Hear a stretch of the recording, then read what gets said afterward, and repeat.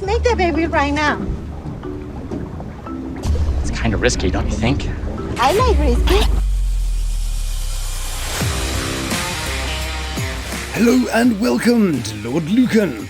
Place your eyebrows in their upright position because it's time for season 8 of 90 Day Fiancé Happily Ever After. And we've got a load of the 90 Day heavyweights this season. We've got Gino here, living the dream. Just death can separate us.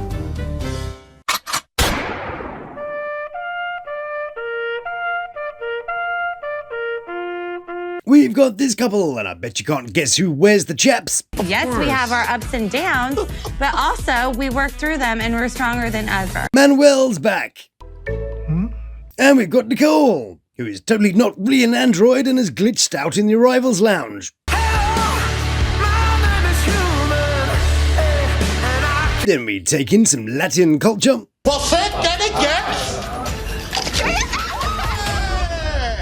Which I believe means good morning in Italian. Then somebody went and left an old leather sofa outside. Try not to move. I believe her vision is based on movement. And if that didn't break your trashometer for one episode, they've even shoehorned in some of this, individual. Good day to you, dear viewer. Thank you for joining us. Big loves to those who have subscribed, you beautiful people, and a Ubari King melon to the members of the Lukan Manor.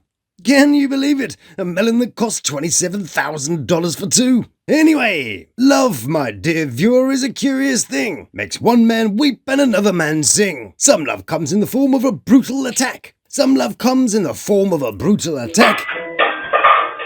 Some love is, brotherly. And some love, I don't know, I just like this clip. This is a Thunder Nova 51 laser. This machine is absolutely incredible.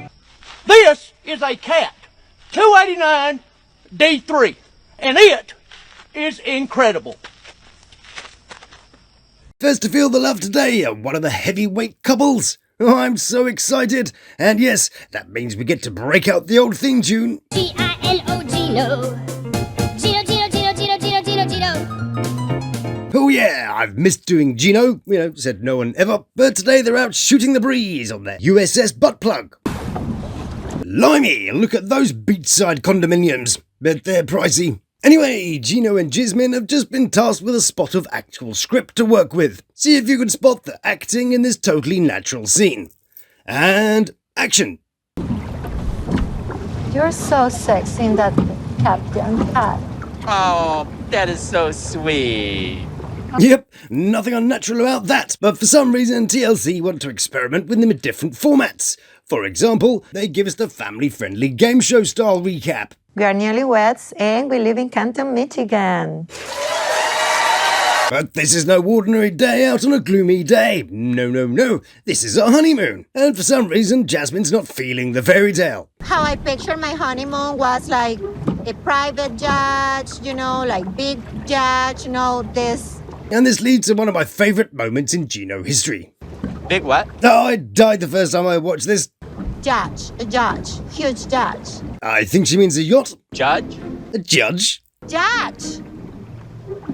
Ah, yacht, yes. Jasmine thinks that Gino's nauticals aren't quite satisfying her needs, but she's still in love with his rugged handsomeness. So sexy and handsome, even more handsome than Bruce Willis.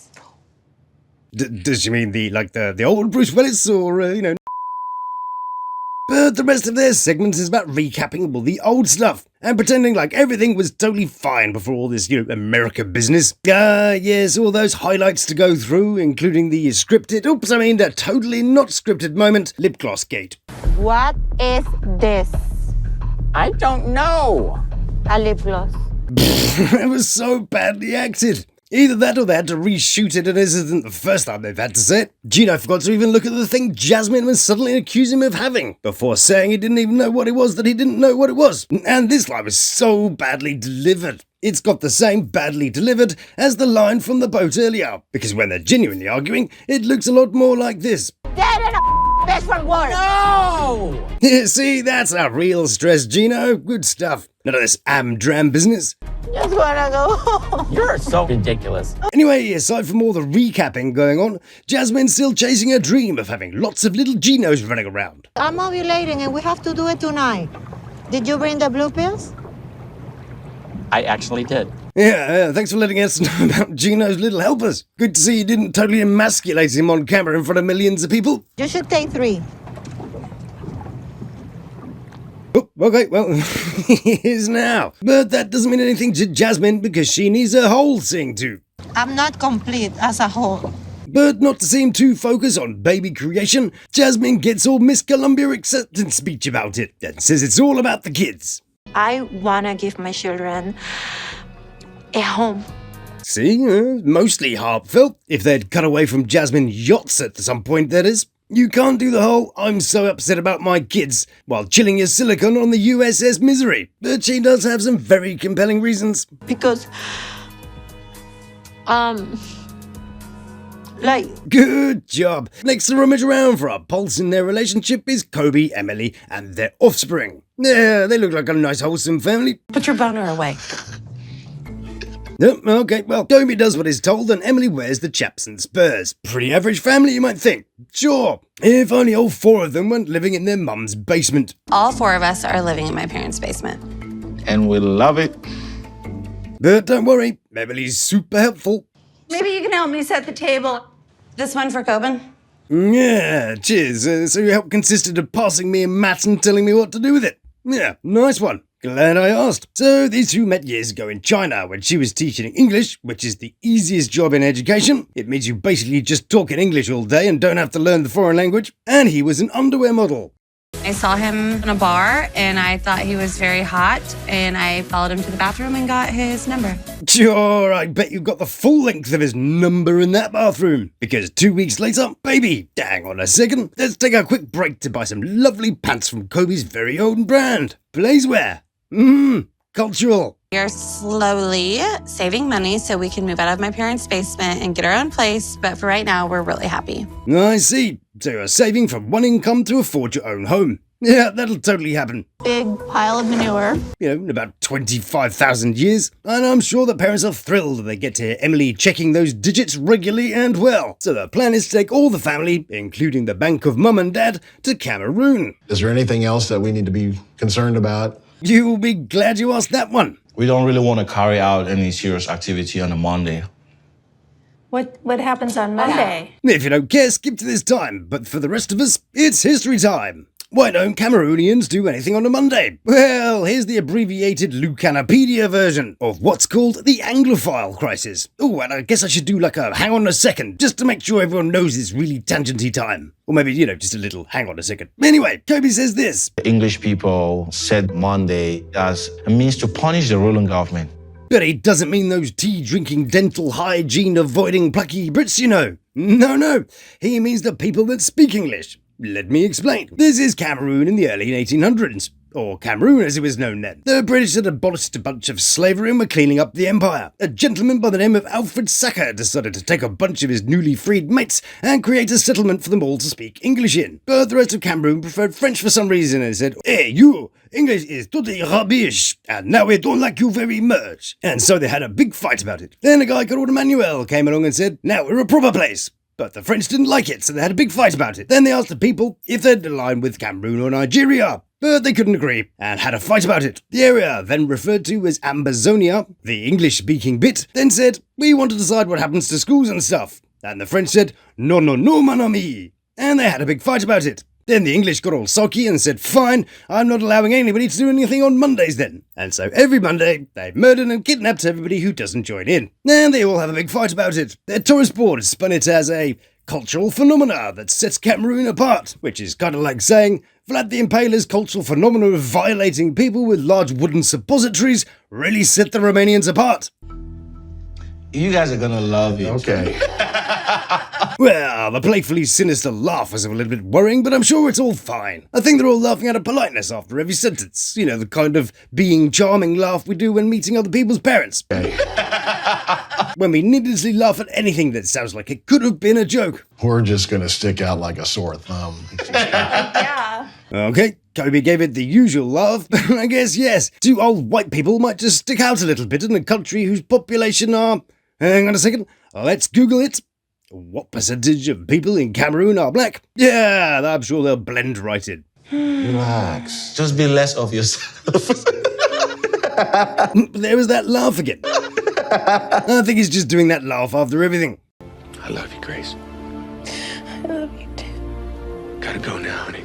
Daddy, no. Hey.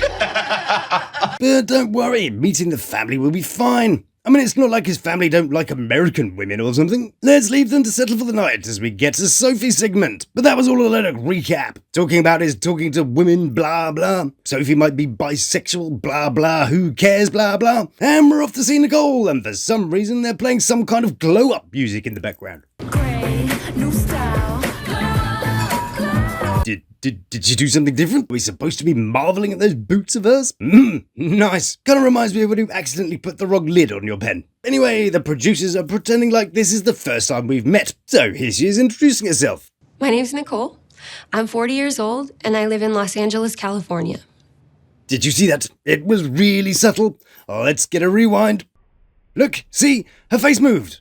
I do believe that was what we commonly refer to as a smile. Just, a bit Botoxed into submission. She does look less androidy today, but I guess the glow-up just consisted of getting your bangs banged and looking a bit more Lego-y. Does she give you the whole Anne Robinson vibe too? Join us again for the weakest link. Goodbye. Nicole then graces us with a glimpse into her intimate life. Like one time he wore like a wool sweater and like some jeans to bed, and it was like scratched me. It's like he scratched my arm or something. Kinky stuff, but they just go on doing a recap for the rest of the episode. I got bored, and we ended up with Manuel and Ashley. Ashley thinks she's the only black Ashley ever, and is also My main occupation is a practicing witch. And she also likes to wear a little person fighting a monkey for her hair. Now, what's the love about them? Well, not much, but it's fun watching Manuel not understand a word of English. You can almost hear him thinking, lots of words going on here. Sounds positive-y, maybe I should, there we go, maybe not. And then there comes the odd word that he does know and he gets all confident about it. My God, I'm in love. Love, yeah.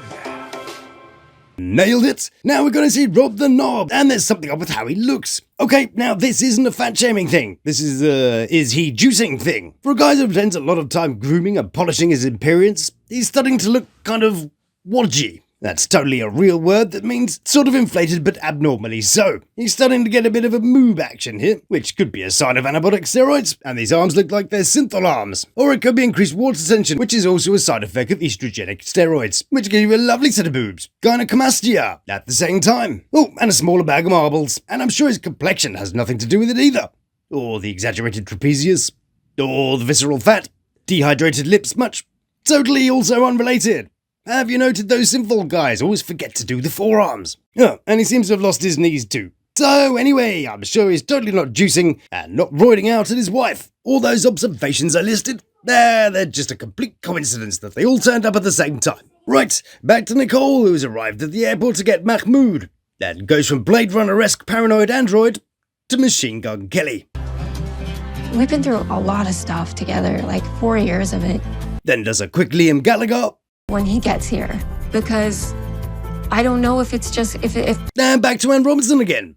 So it's hard for me because the one thing that we fight so much about. I think she's low-key trolling the continuity department. I mean, surely they said, please don't cut or change your hair because it'll totally mess us up in the edit. But who really cares, we ask, as we limp lifelessly back to Jasno. And we get a glimpse of the luxury honeymoon that Gino flung together.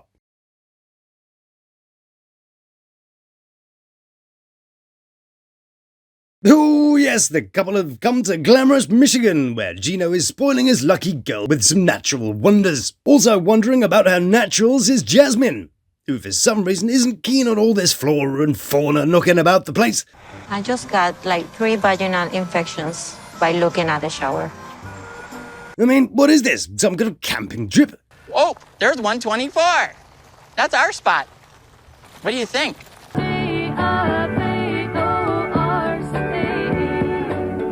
I think that we should pack and go home. And as the happy couple settle down to munch on Gino's marshmallows, Jasmine turns the conversation to her favourite subjects. Houses, ovulation, and Gino getting a job to pay for it all. And here's where I'd like to share the word of the day. Oxymoron. If you don't know what it is and you can't be bothered to read this thing, here's some footage which explains it thoroughly. I quit my job just to support Jasmine when she comes to the USA. Yep, in order to support his family and potential offspring, Gino quit his job in engineering. I'd still like to know what he did in engineering or designed and stuff. I think the public should have some kind of forewarning on things that Gino produced. That may just include future offspring. Last up on the video is with the two most vacuous and self-absorbed 90-dayers. It's Sophie and Rob the Knob, meeting in the most vacuous and self-absorbed location. Yes, it's a selfie cafe sort of thing. Your marriage may be falling apart at the French stitch seams, but that's no reason to neglect your views. Just wanted to throw up. So, after 2.5 months apart, virtually no contact and a series of infidelity issues, they still think it's worth saving. Rob can still give me butterflies. But I'm pretty sure she doesn't think that's enough, does she? I feel like that shows that we are a strong couple. The thing about butterflies, you've got the first bit of their life and they're just some sort of weird ugly green booger looking thing. Or, weird spiky hairy thing. Then they liquefy themselves into some kind of DNA goop and emerge as a beautiful butterfly. All pretty and enigmatic. Until they try and fly off. Then they just turn into some sort of wonky, crazy, flappy thing with no direction or grace. See, they look great sitting still at a distance. But have a closer look or see one moving around and it's just some kind of misguided mess of inconsequential activity. Familiar. All those butterfly face bug things crawling around. So then, butterflies. Mostly weird and pretty crappy grounds for flogging the lifeless corpse of your relationship. And with that said, let's get to the important subjects. I want to take some pictures. All right, I'll take a pink selfie. As if you needed any encouragement. Yeah, go on then, I'll take another 200 selfies. Some real arm twisting went on there. Other things that require a lot of heavy lifting is Rob the Knob's ego, which is currently taking a kicking from Sophie. It was like 50 bitches in your phone, Rob. It was literally girls who hit me up, tell me I'm cute, or tell me, No, I do love it when they answer. Or tell me, But don't you worry, Yarn fans. Knob has a totally excellent explanation, which leaves us in no doubt about his loyalties. Should have been honest. I didn't want to do that, so I lied. That's the only time I lied. Yeah, look, see, so that's your problem, Sophie. He only lied about a significant number of 50 things, which, only makes one lie. And the other lie he told, well, that was actually him just not wanting to be honest. So, do your maths. 50 plus 1 actually equals 1. Pfft, stupid. But luckily, Sophie had her tea and crumpets today. So she spotted that the answer might be a bit more than 1. But not having time to whip out her abacus, Sophie does the next best thing. Storming off in the most delightfully English way ever. I'm not talking about it with you. You're saying the same things to me. Doesn't mean anything to me. And that, my beautiful viewer, is my cue to storm off in a terribly civilized fashion, as we're at the end of this episode. Thank you so much for joining me. It's been a pleasure to distract you from whatever you're supposed to be doing. Please do like and subscribe if you enjoy my little videos and check out one of these little cheeky monkeys. So until we meet again, stay beautiful, love to my 3, and you take care of yourself. Please subscribe now.